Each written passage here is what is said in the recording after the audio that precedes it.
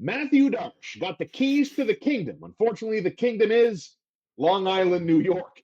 After his introductory press conference, the general manager of the Islanders, Marco, said basically the organization, they made it quite clear. Their first offseason signings under Mathieu Darche, re-signing Palmieri, Adam Boqvist, and also mentioning in the same breath that they're not going to they're going to retool. They are going to do this hybrid kind of thing that we experienced here.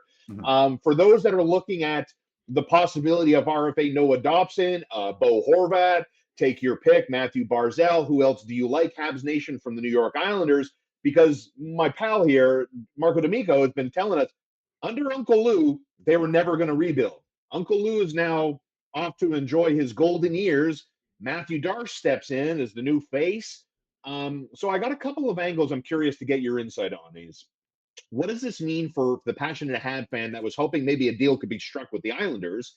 And the second prong to that is, what do we think Mathieu Darche learned working under great general managers on dynasties like the Tampa Bay Lightning and Steve Yzerman and Julien Brisebois?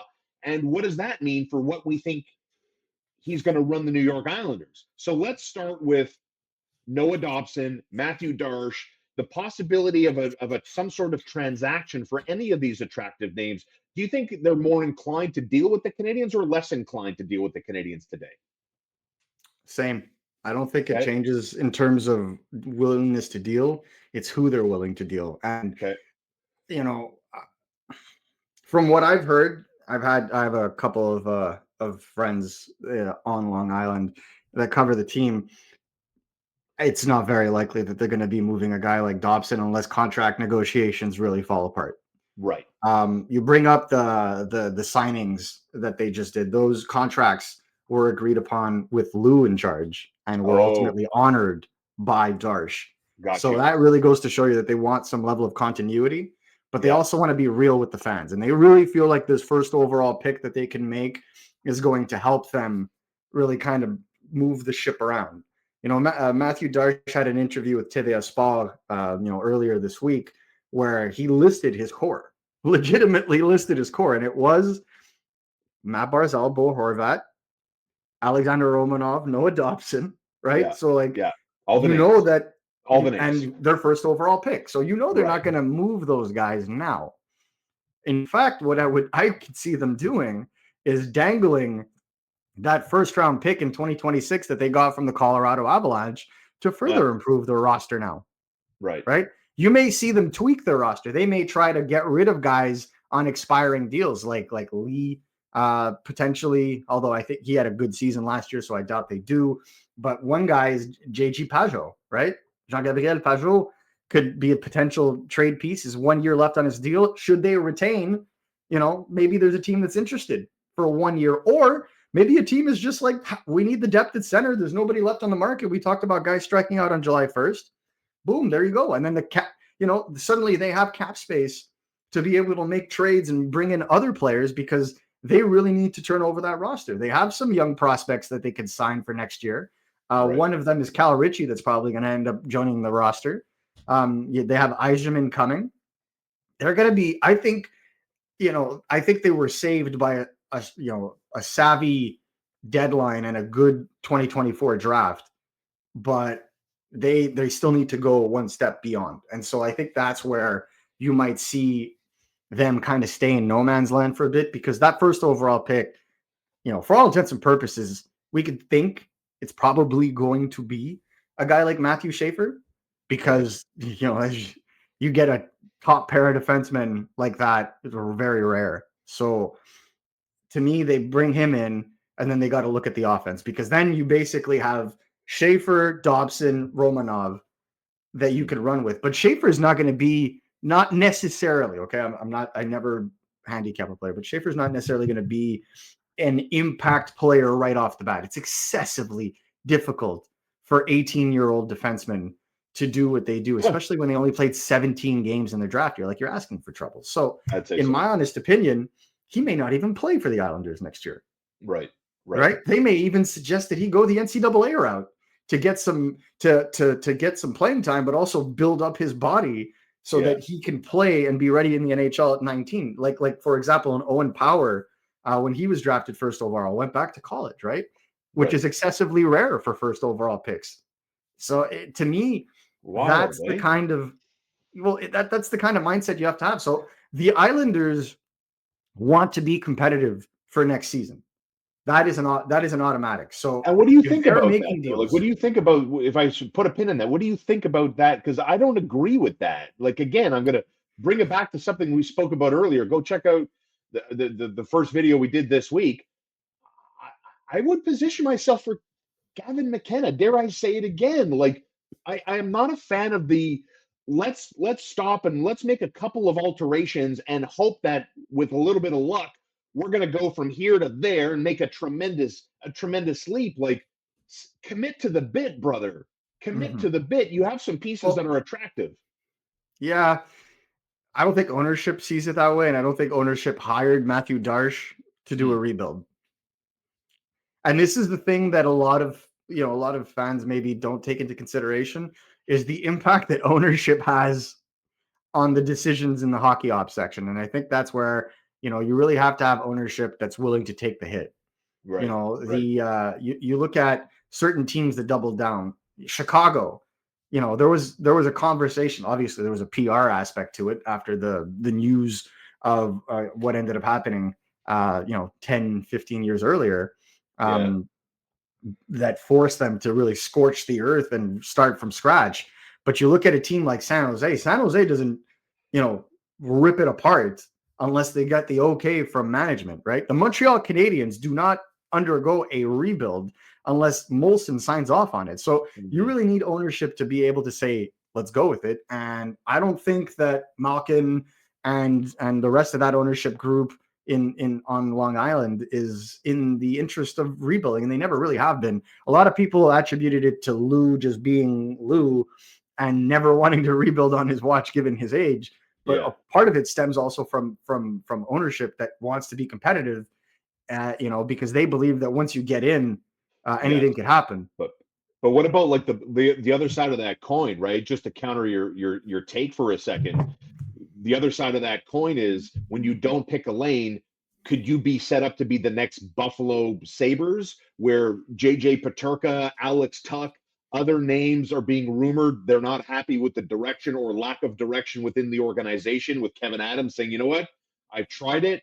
I've spent a couple of seasons here, more in the cases of some guys. So you know what, man, bleep that.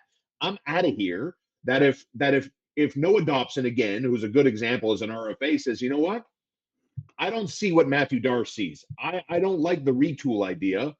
A player of Noah Dobson's caliber might force the hand, no, of That's what I ownership to said. look at it a different way. That's what I said. It all comes down to contract negotiations, right? The Right. thing with Right. Buffalo is Buffalo's really good at signing their youngsters. Right? They're really good at signing them to long-term deals. You look at Yeah. Eichel, Yeah. you look at Reinhardt. Well, actually, that was bridged.